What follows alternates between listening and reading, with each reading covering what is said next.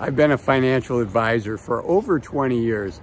And you know what? One of the things that I've seen is the decision to retire is very complicated. And there's certain things that are holding people back from being able to take the leap. And as I record this today, 1 block away from where I'm standing is Anne Frank's house.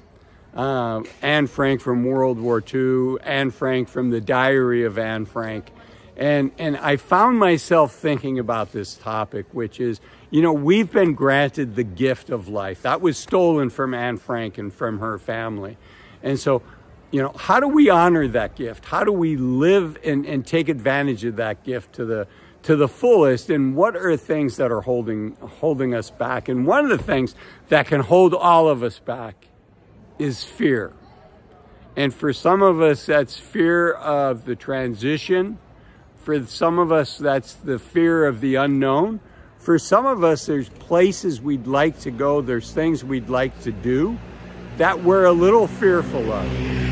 And you know, we've all just come out of COVID. And for each of us, that experience was different. For me, one of the things COVID taught me was I felt like I was in a snow globe. And the world had kind of shaken up my snow globe, and I was very comfortable and very secure in my pre-COVID world. I'd go on vacation oftentimes to the same places. I enjoyed doing the same things. I had my routines. Even when I was breaking out of my routine to do new things, I still had my routine. And candidly, in hindsight and in looking back, I certainly didn't feel this way at the time. But looking back, I was a little fearful of new things. I'd gotten very, very comfortable in my life, having lived in the same house for almost a quarter of a century, having had the identity of being a father, of being a provider for my family, of, you know, having my responsibilities very clearly defined for me. When you have young kids, you know, job number 1 is to make sure you're taking care of those kids and you're providing for them and being the best parent that you can. And so for 20 years, that was my identity. Excuse me. And I had gotten very comfortable with it. And then COVID kind of shook up my world. And it detached me from the things that I was comfortable with.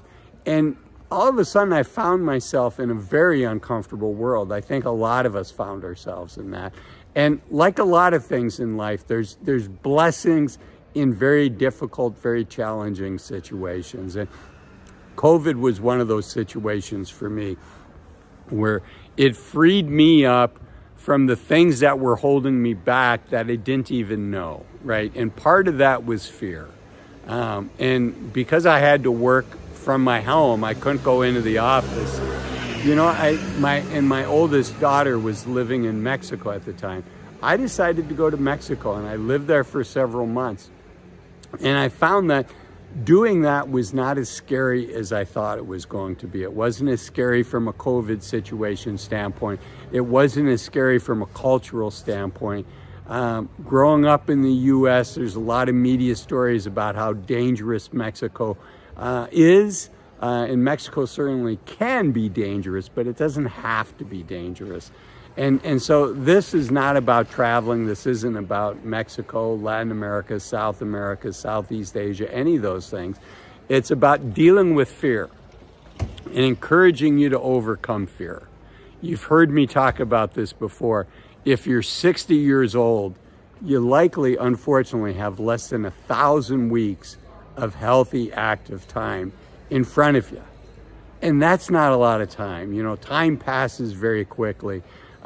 20 years is certainly sufficient to achieve many of the things that I want to do and experience in my life. But I also have to remember, I have to take full advantage of what I call the youth of my senior years. Because for many of us, if you're watching videos like this, you're probably, you know, north of 40 years old. A lot of my viewers are 50 plus.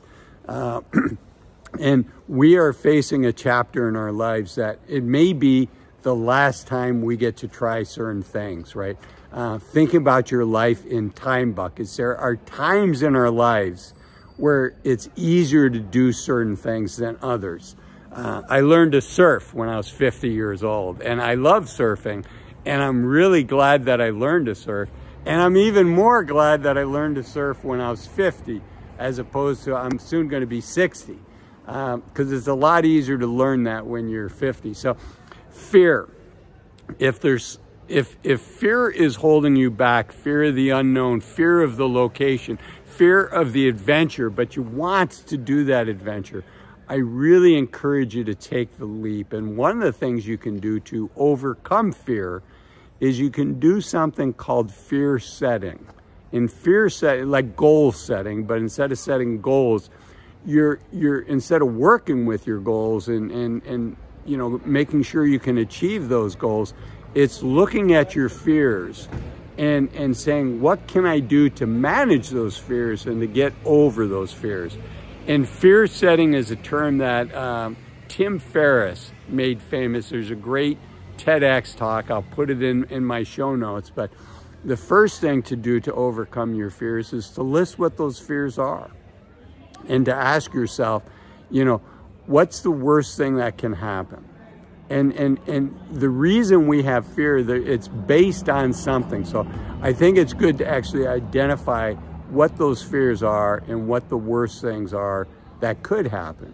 But then also list what happens if you don't do the things that you're fearful of. What happens if you don't retire when you're 60 or you're 65?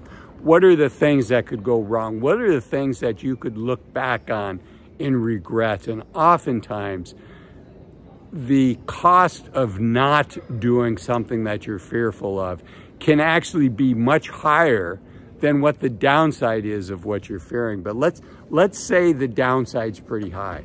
Then the question is, what can you do to minimize that downside? And again, Tim Ferriss's TEDx talk really goes through this a lot and in much better detail than I am here. I just want to put this on your radar screen. But, you know, Tim's exercise of fear setting is, you know, identifying what those fears are, what could go wrong, what's the cost if you don't do this activity, but then what are some of the things you could do to minimize the cost, the expense, the pain if something does go wrong.